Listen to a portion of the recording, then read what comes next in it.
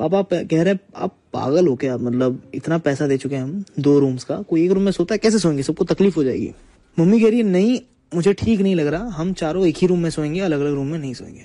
अब मम्मी कोई बात को लेके अगर अड़ जाती है ना तो अड़ जाती है, तो वो कंटिन्यूअसली कहे जा रही कि नहीं नहीं हम एक ही कमरे में रहेंगे, मतलब रहेंगे, मुझे ये सेफ नहीं लग रहा है, कल सुबह we need to leave as soon as possible.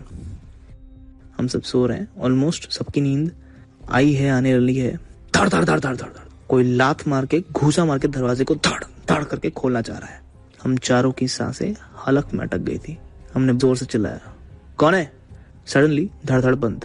शुक्र है हमने ऊपर वाली कड़ी लगा रखी थी।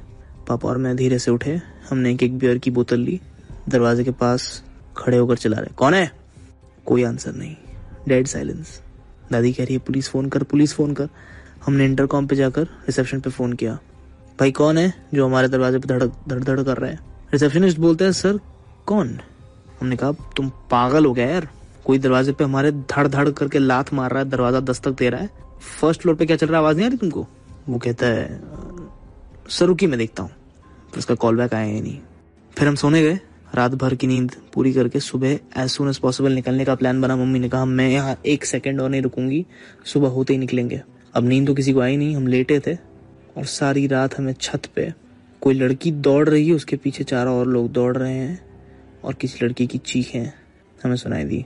हम बस ये सोचते हैं कि क्या होता अगर हम अलग अलग कमरे में सो रहे होते और हम में से कोई एक दरवाजा खोल देता, ये सोचकर कि दूसरे रूम से हमारे रूम से कोई आया है, कोई मुसीबत है। सुबह जैसे ही हुई हम पहली फुर्सत में निकल गए वहां से।